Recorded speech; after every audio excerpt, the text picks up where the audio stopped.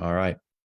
What's going on, guys? Dr. Danny here with Yves Gege and the PT Entrepreneur Facebook group and the PT Entrepreneurs podcast. And today we're diving into a topic. This actually comes from a question that we got in our mastermind Facebook group, which is a pretty active group within our community. It's a great place where the people that we work with can kind of have like a general topic question that maybe they want to get some feedback on or see what other people are doing in different parts of the country and get an idea of what's working best. So it's a really interesting place for me to check out. And every once in a while we see something that's like a question that somebody has that we feel like might be best to be addressed on a podcast. And there's probably a lot of other people dealing with the same problem. And today we're talking about how do you calm your racing mind, right? Especially as an entrepreneur, when you go into business for yourself, how do you shut down, the stressors, the things that are, taking your mental bandwidth and actually let you, fall asleep or be present with your family or be a nice person to be around, right? Like how to deal with the mental difficulties, the challenges associated with the unknown associated with entrepreneurship, especially in the early stages, right? So I think what might be a good way to start this off, Yves, is do you have a time that you remember where you were really struggling with shutting, like it was such a stressful time that it was very hard for you to shut it down, and you were like constantly thinking about whatever it was you were dealing with and it was affecting other areas of your life? Definitely. I can think of lots of them. I've got one in particular that I think would be helpful to kind of dive into. This was actually during COVID, and we traveled a bunch. We were opening another office, it made to move. PT Biz was growing. The other company, EFT, we were actually having a split with a partner, and legal kind of got involved. So it was really everything kind of happening all at once. And it was super difficult for me to disconnect and not try to solve all the problems because there were so many at once. So there was a lot of, I was also to boot training for my first CrossFit competition too, while on the road. Signed up for that. So I have this unusually bad habit, and I actually have worked with somebody and talked with somebody about not doing this, where I will say yes to too many things because I can do something right now. I'm like, cool, I'll do this because I kind of have the bandwidth now, but I don't think how that's going to A, probably affect my health and my family, and B, how that's going to be kind of long-term. Like, what if something goes wrong? Like, it's like, oh, this works if it goes perfectly, but nothing ever happens perfectly. So I had all those things happening at once. And it was just super difficult for me, again, just like you said, to be with my family, to fall asleep at night, to not be constantly worried about that problem. And I think shutting it down was just super difficult for me.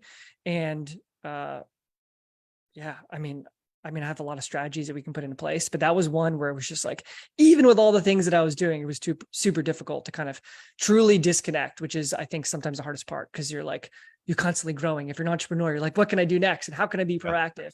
What should I do? And it's tough to shut it down. It's hard. I think for me, I've actually had quite a few times when I've just been so stressed out that I like physically would make myself sick. Right. And I think it comes down to overwhelm typically. Right. The challenge is early on, you're very overwhelmed because you're doing a lot and you're trying really hard to get something to work. It's like the whole, when you first push a sled, the hardest part is like getting it going, and then maintaining the momentum of it is not as hard as this start, right? By the time we start anything, it's always really hard. But there's also these growth phases, these cycles that we go through where it's like things pile back on you at certain times. We're just talking to one of our coaches, and she had a staff member that's out on maternity leave, and she had a staff member that ended up leaving to go work somewhere else. All of a sudden, guess what? Guess who's seeing a ton of more patients and still running the business, right? Like that entrepreneur is, and that's a difficult time. It's a hard thing to deal with. And I remember for me, probably the the most challenging time that I had was when I was still treating, I was still running our local practice. I was still doing some stuff with Mobility Wad, with the Ready State, on the teaching side, and PT Biz was growing quite a bit, and I remember we had a live event that was like in the fall, and leading up to that, I was so fragmented. I was doing so many different things that I was like just constantly, I felt this, like you could feel the pressure, like I felt it in my body. And even leading up to that event, like the weekend before, like the event was like a Monday, Tuesday. And that Saturday, I remember I had a bunch of stuff to do, and my family was like, you guys got to get out of here. I'm going to be busy all day. So they went off and did something. And I remember just going down to my office, which was in our basement, and like literally thought I had a heart attack just sitting on the stairs, just like so much pressure in my chest. And like, I couldn't even like sit up straight, and my neck was so tight that for days, like it didn't feel right, because all the muscles in the front of my neck were really, really like clenched up. And I tried to like lean backwards on the stairs, and I couldn't even do that. So I'm like hunched over on the stairs. And then this lasted for probably like 10, 15 seconds. And I honestly, I just like, I'm having a heart attack. I'm screwed. There's nobody here. And after about 10, 15 seconds, it started to subside. And then I just had all this like tightness in my jaw. And I was like, this is not good. And that lasted for about another 10, 15 seconds. And as soon as that resolved, I literally just got up and I just walked to my office, and I just did all the shit I had to do for the rest of the day, and completely discounted it. I was just like, I'll deal with this at some other time. I'm too busy. I don't have time for this. Right. And leading into that event, the event went fine. And then about a few weeks later, all of a sudden, I end up with this rash on my leg, and it's shingles. Oh, yeah.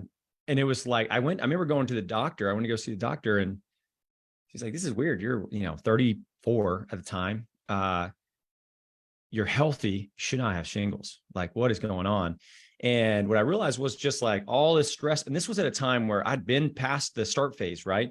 But it's like saying yes to too many things, and it piles on, And next thing you know, you're giving yourself a panic attack and shingles. And then it's like, all right, well, I can't do that anymore. And so I think the stuff that we're going to share with you guys is based off of not theory, a lot of pain and discomfort associated with not doing a good job of this ourselves. And hopefully, if we can save you, the challenges of the stress, panic attacks, and, shingles, and just stressors and stressing your family out at a minimum, like hopefully this will be worth it for this one, because there's definitely some things that I do now that I wish I would have been doing, at different periods of my time as an entrepreneur, that definitely wouldn't have led to me being in that bad of a position. Yeah. Overwhelm is real. It's really interesting how your body will eventually, your body keeps a score, right? You're a great book, by the way. Your body will eventually let you know. Like if we go back to that same time, I wish Amy was here to tell the story, but we're all traveling and my dad's with us, and my body does actually shut down.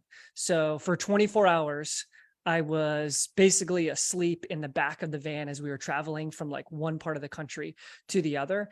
And I was out, like I was asleep, kind of like half asleep, like my body literally just shut down. And it used to happen a lot back when I had my insurance-based practice, and there was a lot of stress there. And I was just like, there's probably a lot to unpack about that. Was very early in my entrepreneur journey, but it kind of happened again because all this kind of happened at once. And during that time, they were following a GPS. And I don't remember any of this, but she describes it as she's driving this van. My dad's, I'm in the back, way back, asleep, kids are there, my dad, Amy, and they're driving, and the GPS is like, 300 miles this way. And this paved road turns into a road with no paint on it. And then it turns into a gravel road. And then it turns into a ravine. And then they start going up in a mountain. And I'm asleep, and it's like, this is epic story. We tell everybody, like, my dad's like, cool, just keep going. You're fine. Eventually they get to the point where like they have to turn around and backtrack literally 3 hours. And they still amazed that I was able to sleep through this entire thing. But it was like, like, it's just another story of like, you can, like you said, like we have unfortunately, or maybe fortunately for the people listening, real experience of what it's like to just like have so much anxiety and so much stress in your life that your body's just like, screw it, I'm done. Like, I'm just gonna, you cannot move for the next 24 hours. Like, they went to dinner that night and I was like, I can't go. You guys go to dinner. I'm just gonna sleep here in the back, and next day, luckily I was doing a lot better. And it wasn't like I was sick. It was literally purely a stress related thing where the body totally shut down. And, I've learned a lot from that. And I created a list, and it's a long list of things that I have done to counteract some of those things, in order to, hopefully that will never happen again. Ideally, I don't want that. Yeah. The body, it's interesting. Everybody will show significant stress in different ways. And it's not that like you can't, I don't think the goal should be to avoid stress. I think the goal is to understand your own body, right? Like it's like when I was working with a lot of competitive CrossFit athletes, a big thing that we really try to get them to understand is like, what is your redlining? What does it feel like to you? Like, what can you push yourself to, and understand where you're at? And when you do that, and when you need to do that, and when you need to just back off a little bit to sustain yourself. Right.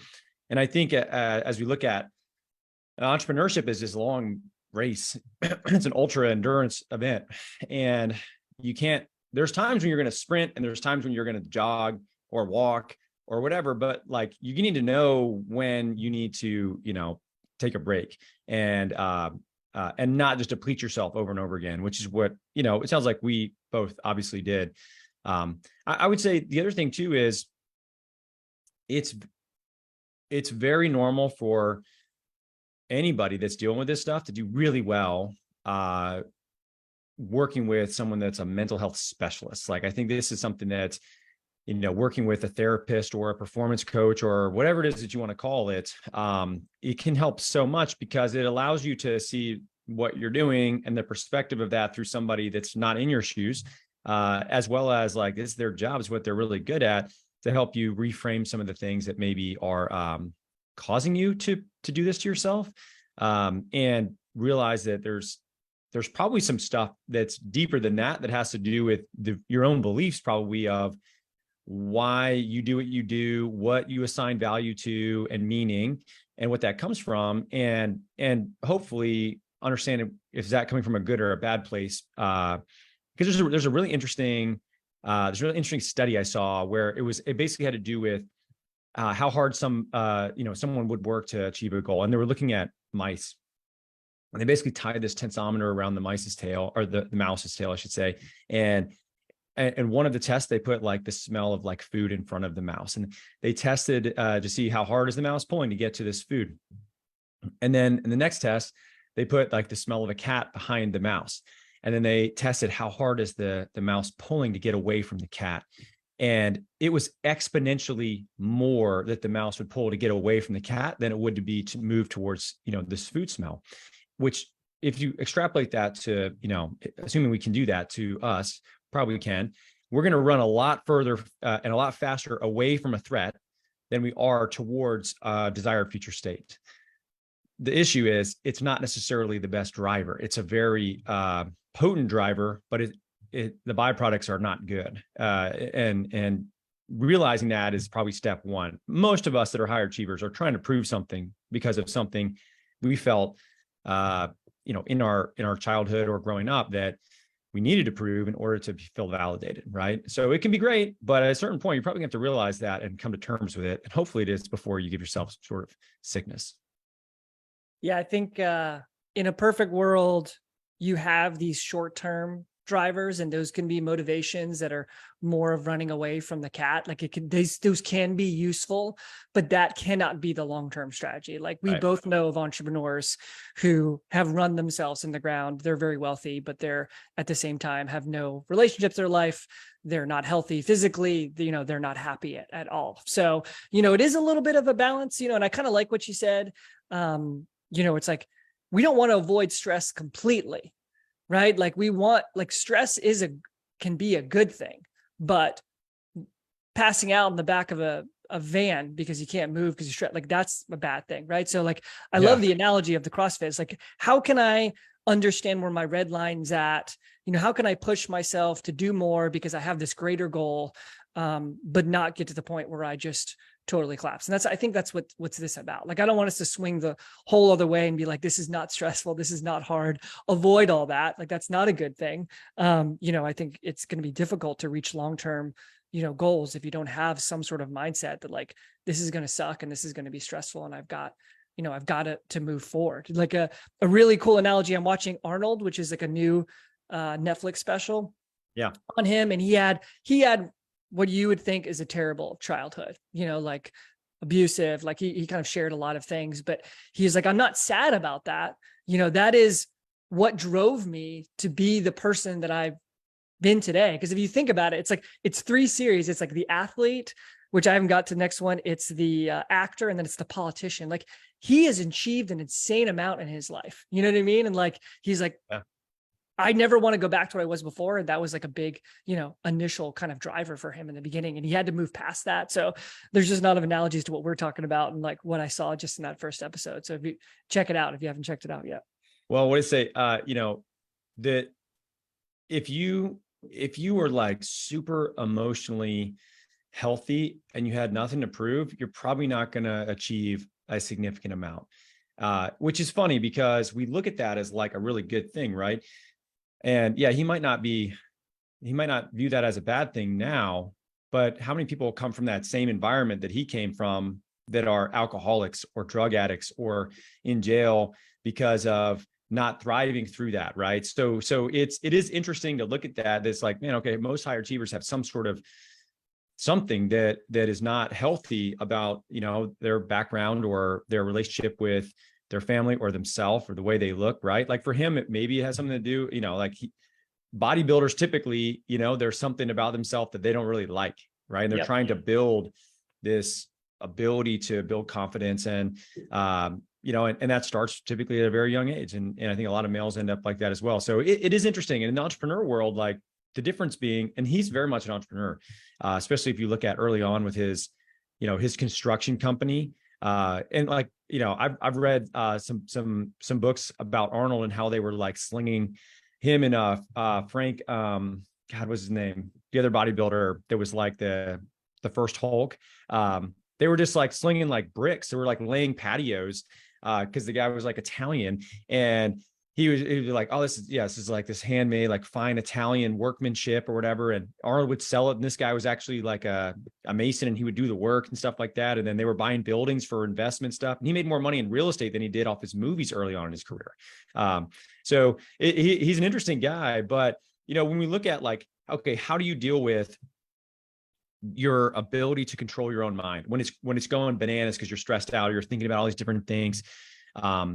That's a tough skill set to develop. And there's a few really simple things that I do on a regular basis that really help a lot. But I think the first thing you have to realize is, like I said about those athletes, is understand when you're redlining yourself. And like, I know now what that feels like. And I know when I start to get to that point, what I need to do, which is to like say no to more stuff, to block more time, to be able to catch up on things so that I don't feel like it's overwhelming and I'm not able to maintain, where I want to be.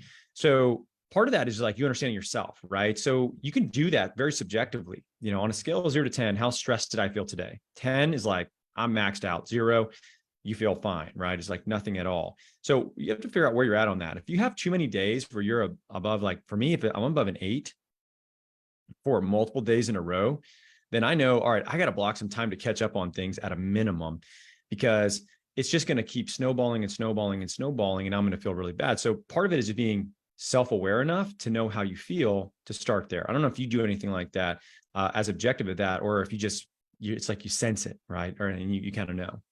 Yeah, I mean, for sure. I think it's been trial and error, and I do sense it. I mean, there's things that I do.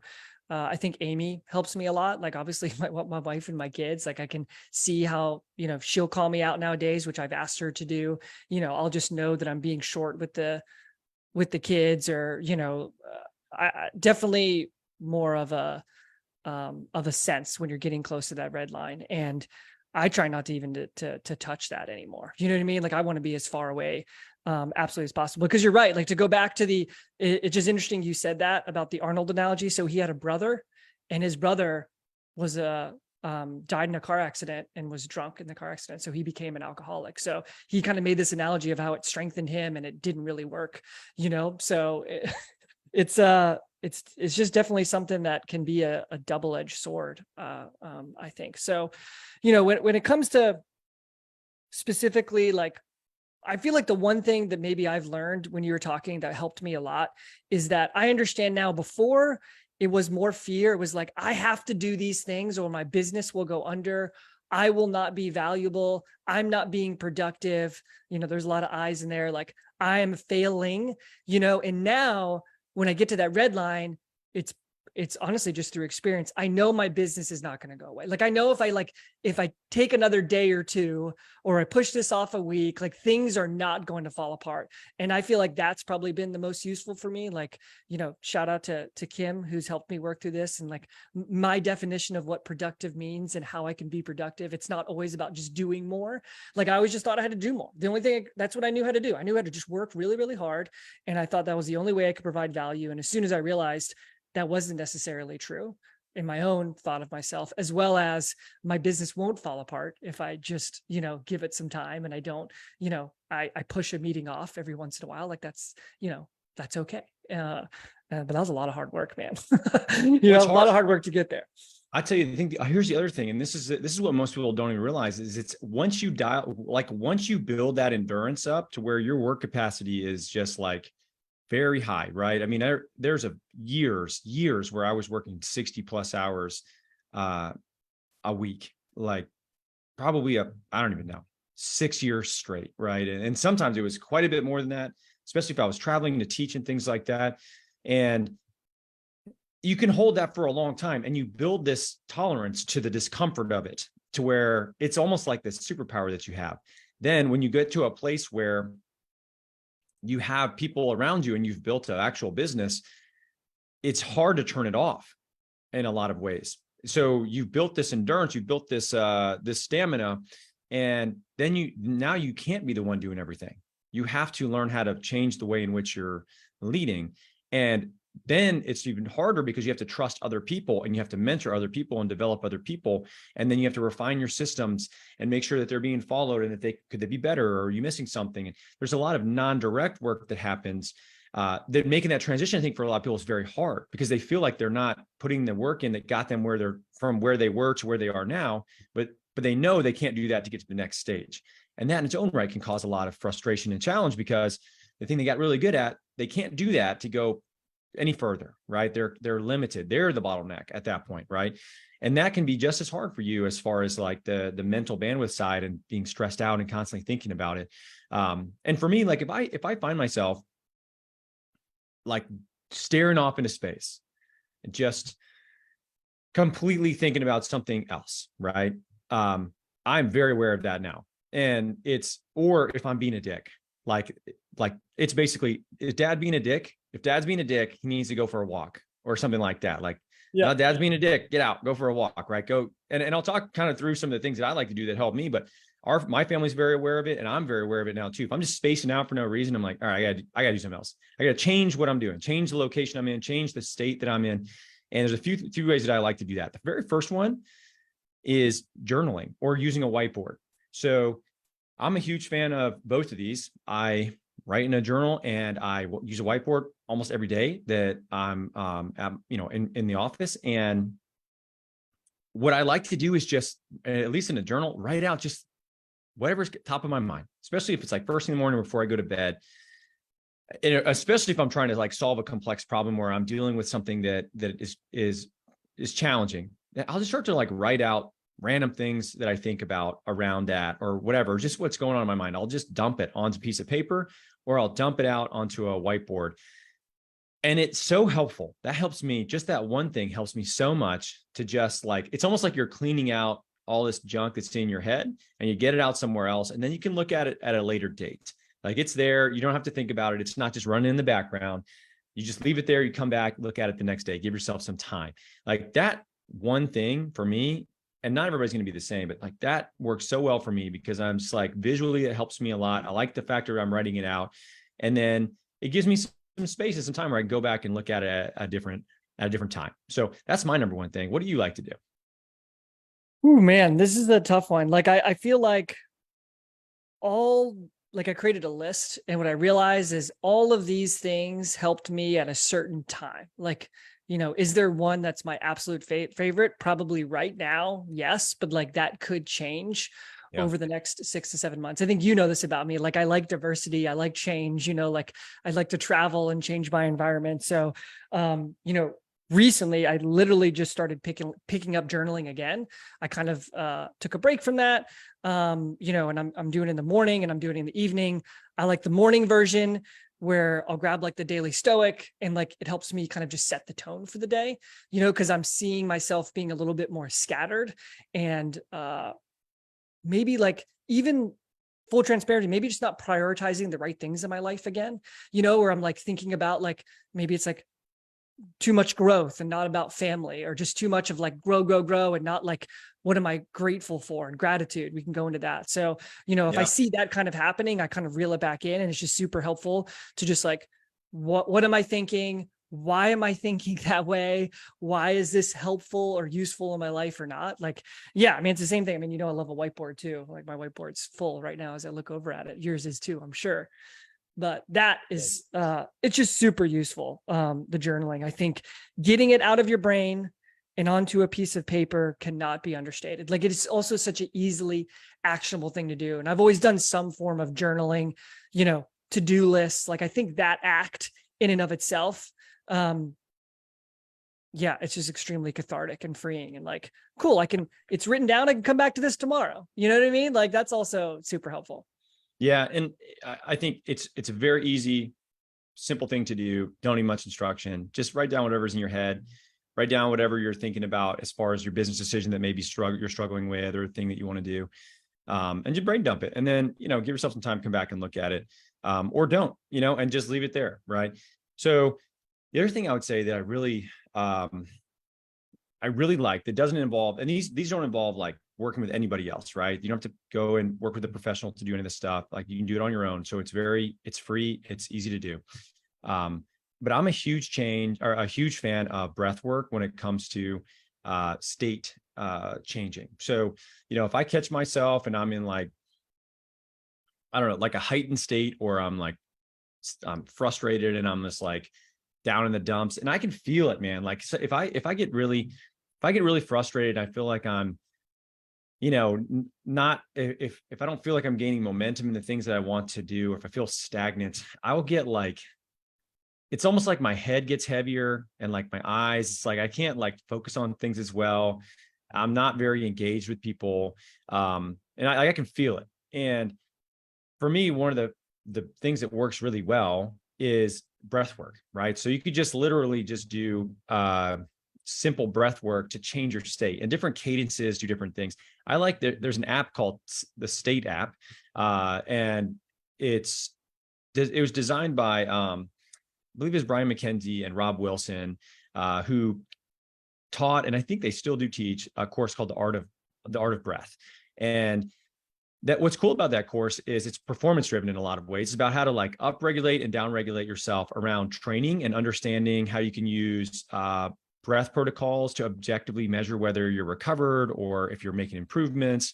And it's a great course. Rob in particular, one of the smartest people I've ever met. And when you look at that app, it's as simple as like, do you want to increase your, awareness? Do you want to upregulate? Do you want to downregulate? Or are you just trying to stay neutral? Right. So for me, like we did a webinar the other night, I have a very hard time going to sleep after I just present for like hour and a half, 2 hours. And I'm like, just super into something. Yep. And I always, like, if I look at my Whoop the next day, like my sleep is awful. Every time we do a webinar in the evening, my sleep is awful. I can't fall asleep. So for me, like breath work that's down regulatory helps me a lot with changing my state to go from now I'm excited to now I'm down regulating, I'm calming down, I'm ready to go to sleep. And if you catch yourself in those same states, so let's say you're like down in the dumps, so you're going to want to do something that's going to help you raise your state, like increase, how you're feeling. If you're like really jacked up, like me after a webinar, you got to down regulate. And just something as simple as like the State app, and there's a free version of it. This is what I use. It's great because it's guided. I hit the button. It's a couple minutes, and you tap into your nervous system in such a unique way that you can't really do with many other things aside from, maybe physically moving, going for a run, going for a walk, working out. You can change a lot just by doing that. But if you don't have the time to do that, or let's say it's late at night, breathing, or first thing in the morning, breathing is such a great way to tap into your nervous system and change your state to some degree. Yeah, I think we all have, we used to do this at Made to Move, and they still do, like, kind of these non-negotiables, right? So like breath work could kind of be one of those things that's like a tool in your toolbox. You basically are doing it regularly. For me, I never did a ton of breath work. I do it sometimes, like after workouts, for that exact reason. There's a lot of science behind down regulating and that helping your ability to recover to do the next workout. But dude, just working out in general, like we have a lot of people, in the mastermind in general, like that falls off for them.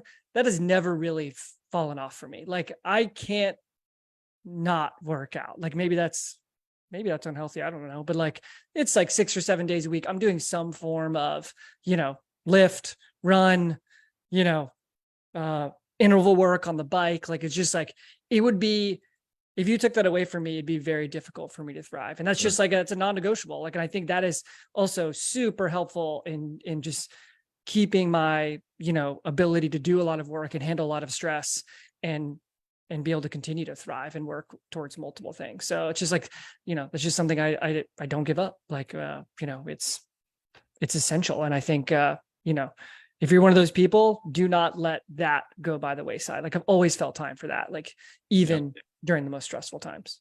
Yeah. And these are free things, right? If you want to go for a walk, it's free. You want to go for a run, you want to do some push-ups, it's free, right? Like these are just things you can do to change, getting yourself out of this, like, funk that you might be in and you feel bad. This challenge of not being able to control your own thoughts is very frustrating. Because, it is your brain, you know what I mean? Like it's yours. You kind of let it run wild. It's like if you have a dog that is not trained, it will be a bad dog. But if you have a dog that is given consistency and discipline and care, it's going to be a great dog. Like it's very different, and we need structure within our own mind as well. And it's just something that for a lot of people, they kind of have to figure out what works best for them.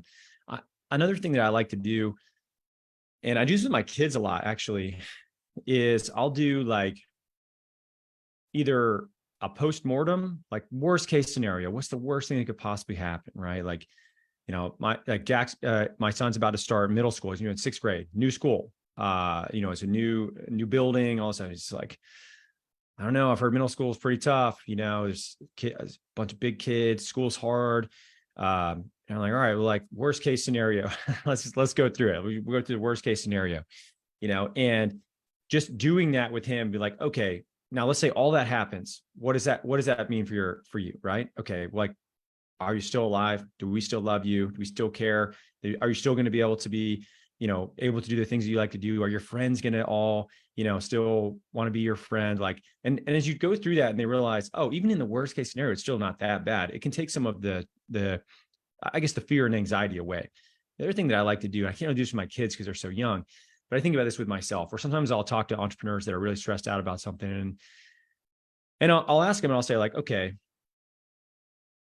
let's say we have a time machine and we can go back.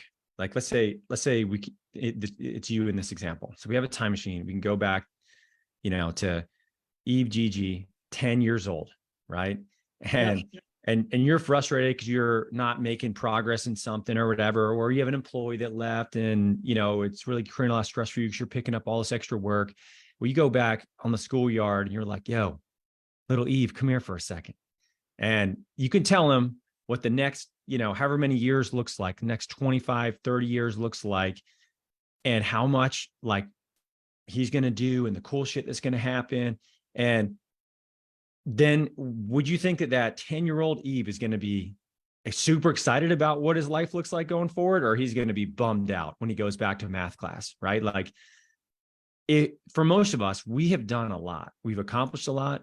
If you're listening to this podcast, you're in this group, you're probably like very much a high achiever. And if you went back and told your 10-year-old self what you were up to, they would probably be over the moon. They'd be like, this is awesome. I'm a badass. And we forget the fact that you've actually accomplished a lot. But when you look at it from a different perspective, it can make you feel a lot better about where you're at and less dissatisfied with maybe the lack of speed in which it's happening, the lack of momentum that you have at this point in time. And you'll realize just a little snapshot of where you're at. You're bitching and complaining about something that's insignificant because you're already so great at what you've already done. So that can be a really helpful thing too, to reframe the negative way in which you're looking at something and really make it look kind of silly in some ways. Yeah. I think as a theme, what we're trying to do is disconnect from the situation, like disconnect emotionally and be able to look at this in an objective way, right? Like almost everything is doing that. And I think that is one of the most powerful things. We talked about environment change. We talked about going for a walk. We talked about state change, right? And so, I think being able to have tools in your tool belt to allow yourself to change the perspective on a situation is absolutely huge. Like, every time you say something like this, I can think of an exact scenario. Like I remember being at Made to Move, talking to Dane. Nobody's like, I know exactly where I was sitting. I was sitting on a weight bench. We were chatting about how tough this was. And he was like, man, but like, we wouldn't have it any other way. Like, would you want to go back to being an employee? Like, as hard as this is, would you want to go back to being an employee somewhere? Like, absolutely not. He's like, this is a gift. You know what I mean? Like, this is the life that we chose and we would never have it any other way. I'm like, dang, that's a good point. Like, thanks a lot, Dan. You know what I mean? Like, that's just like these just little things I think can be so helpful. And it gives you, because what I see, if people have a really tough time and they can pull themselves out of this, like the most of the time I see where they don't feel like they have any agency around it. Like it's like you said, like the dog has run wild and there's no way to kind of reel that back in. So what we're just trying to do is just kind of realize that you've got some semblance of control over these things. And there are tools that you can use to kind of help you get through this. Cause that's the frustrating part. Like when you're like, crap, like I'm not, I have no control over this. Like that's scary. Or if you feel stuck. I think for a lot of people like you and I, the one thing that I've taken away from the last damn near 10 years of just, being self-employed and there's this unknown factor. I remember having a conversation with Kelly and Juliet Starrett when I was getting out of the military. And, I'm like, I feel like I don't know what's going to happen. And it's actually quite stressful. Right. And I remember, Kelly laughing about it a little bit and being like, that's entrepreneurship, dude. It never goes away. We feel like that. We feel like people are going to stop paying attention to us, next month. So we've got to do as much as we can right now because it's all going to go away. And I remember hearing him say that. And I was like, how could you possibly think that? Like, you guys are like, obviously you're thought leaders in the industry. You've done all these things to this point. And how could you even imagine that it would be possible for all that to go away overnight? But that thought is there all the time. The unknown is the thing that really is scary for people. It's like, I've heard people describe it as being like hunted by an invisible wolf or something like that. It's like, it's behind you. It's possible that something could just take you out and you don't know, but you start to get very accustomed and used to that unknown, to that stress level. And once you realize that that's just part of the game, it's like you can't go surfing without the likelihood of getting attacked by a shark or drowning. You can't do it. Did you see the surfer from Hawaii that had his femoral artery cut by the blade of his surfboard? No. Bled out, died. Professional surfer, right? Who knows how many waves he's caught? And that is, I've never actually even heard of that happening. Not that I'm like, I know of every surf injury ever, but that seems like a very rare thing to happen, right? This guy's professional surfer, been surfing his whole life, and he goes out that way, right? So there's inherent risk with anything that you do. With a physical activity, there's inherent risk. But it's fun. It's like a fun fucking thing to do. You're gonna avoid something over the tiniest chance that something negative is gonna happen. And you're gonna limit yourself from having a great experience and something that really you get a lot of enjoyment out of, maybe with people you enjoy being around. Well, in business, you're gonna rob yourself of the chance of changing your family's, trajectory for generations because of the fear of failure, because of the fear of not being able to make it work. And that's what so many people do. And then even when you get into it, it's the fear of loss. It's the fear of, what if I lose all this stuff that I built? Now what?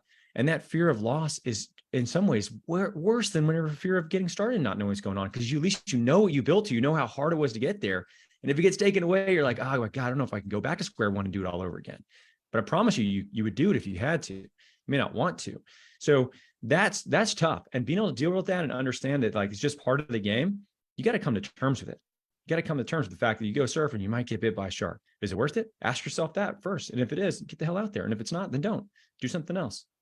Yeah. I mean, this is a scenario where the juice is worth the squeeze, so to speak, right? Like I talk to a lot of people, like if you follow, PT Biz on Instagram, I will message you back. And, a lot of people are like, I'm not sure, is this worth it? Like, and I try to just like talk them through, like, how long have you been thinking about this? Like, it's like, man, this is like a year. And I was like, well, you probably, you know what I mean? Like, I feel like you're pretty sure that you need to, take this leap. And I know the fear of unknown is tough and like, what's going to happen and will I provide for my family? But, at the same time, I was like, this is something that it's going to be difficult to stay where you are, and it's also going to be difficult to start this thing. So I would choose the one that has, the gold at the end of the rainbow, so to speak, like I'm just going to choose that path, first and foremost. Like I'm going to take that chance on myself, and, we've talked about at length how, it's not as risky as you think. Like, let's say it falls through, like the overhead's out, you can always go back to being a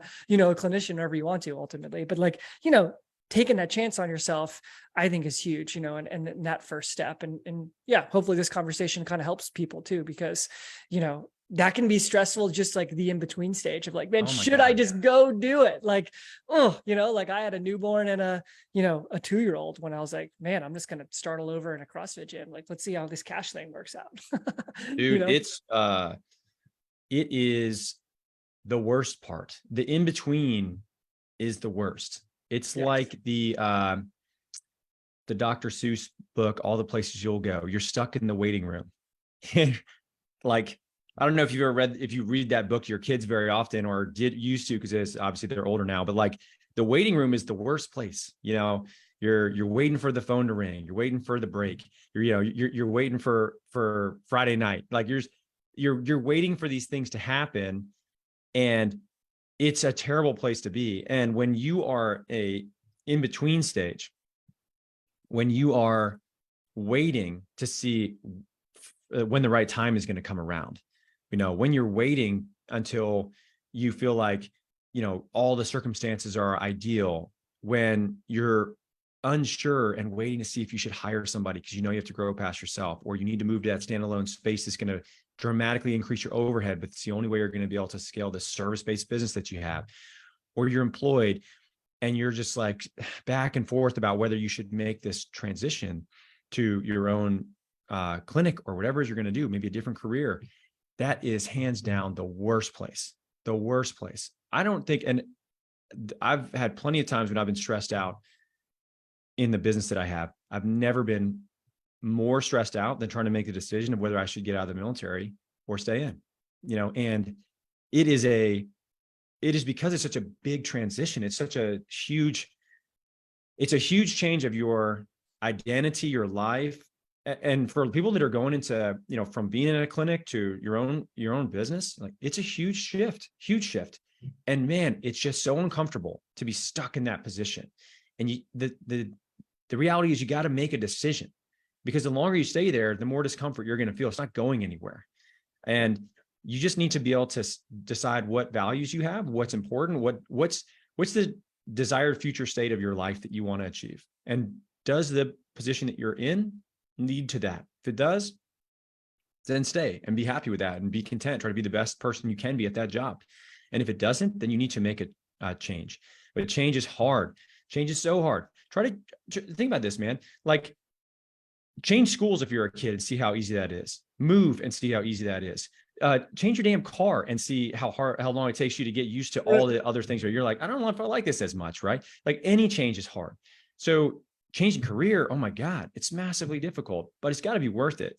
And you have to decide for that for yourself. You can't let other people tell you that. You sure as hell can't let other people tell you that you shouldn't do it, because they don't know what they're talking about either. Like, it has to be internal. Yeah. Yeah. And I think what surprises people sometimes out of enough conversations to realize this, they're like, man, this is so hard. I barely have any time. I don't have any energy. Like, what's going on? They're just an employee somewhere. They're a clinic manager. And then they make that transition and that shift, like we talked about, to doing their own thing. And all of a sudden, guess what?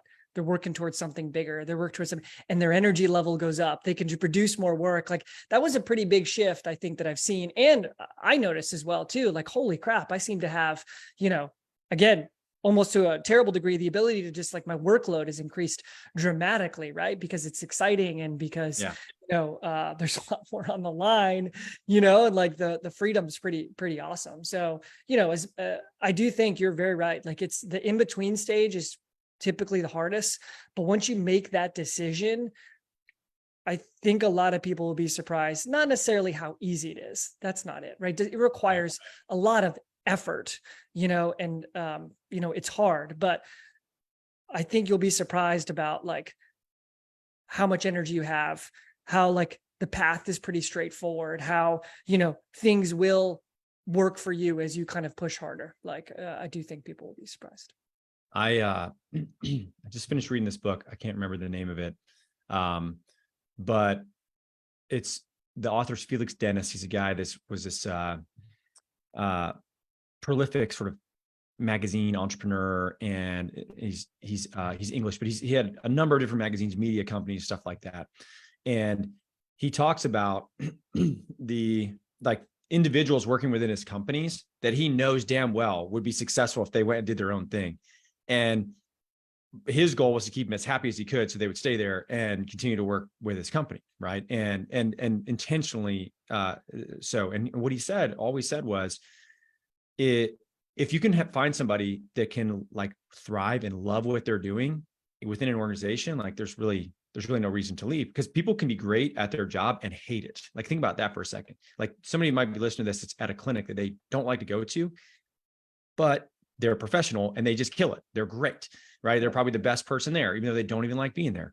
And, one of the things he said was like, it's always interesting to watch people that weren't in a great place that would leave and go do their own thing. And if you take that professional person that's a hard worker and they can thrive in a setting where they don't even like it, and all of a sudden you put them in a setting where they love it, what do you think happens? Like they're exponentially more successful because of it, because they're working on something they actually really like and it doesn't feel as draining for them. And they're A players and they crush it. So, I like to think like the change is hard, right? And transition to something different is challenging. But man, if you're like a 6 out of 10 on your satisfaction with where you're at right now, imagine how much more successful you'd be if you were working on something that was like a 9 out of 10. And you would just crush it if you did that. Yeah, I think for a lot of people, that's what happens. The pain of staying where they are is, greater than the pain of leaving. And ultimately they make that decision. We saw it during COVID with PT Biz. We had a pretty big influx of people who were let go and then decided to do their own thing kind of forcibly, like, and it ended up being a huge blessing in disguise. 100%. Yeah, that's a good point. Well, cool. Well, guys, I hope this one is helpful. This is something that, I feel like every time we talk about stuff like this, we do get quite a bit of positive feedback. If you like this one, do us a favor, take a screenshot of it, share it on Instagram, tag me, tag PT Biz. Let us know if you like it by doing that. It's really helpful for us to see visibility with that and know what people like. And if you really like what you're listening to, we'd love it if you leave us a review on iTunes or Spotify, and that does help us get this information in front of more people. So if it takes a couple minutes and it's worth it for you, it'd be awesome if you did it. Other than that, I hope this helps you. I know this is a difficult topic. This is something that it's hard for people to I think to really for it to resonate with them unless they've experienced it. So if you've experienced what we're talking about, hopefully this is really helping you. And if you're like, I don't know how bad it is just yet, hopefully you never get there. But in my experience, usually you have to at least feel some of that before you realize what you don't want, your life to look like as you're stressing yourself out over everything. So that's it, man. I appreciate the conversation. It's always cool to have these conversations, and I hope this helps you guys. We will be on here again next week. If you have any suggestions, leave a question in the PT Entrepreneurs Facebook group. We watch it like a hawk. We look for things that we can share and do a podcast on if we get enough questions about the same thing. So if you have a question, drop it in there. We'll see what kind of responses you get. And if we like it, we might do a podcast about it. So Yves, anything to add with? No, perfect. I mean, the more, just like you said, the more people we can reach, the better. I think there's a lot of people who feel stuck, not sure what to do. And if this just kind of helps, one additional person, I think that could be absolutely huge. So we appreciate you sharing. Awesome. All right, guys, take care. We'll catch you next week.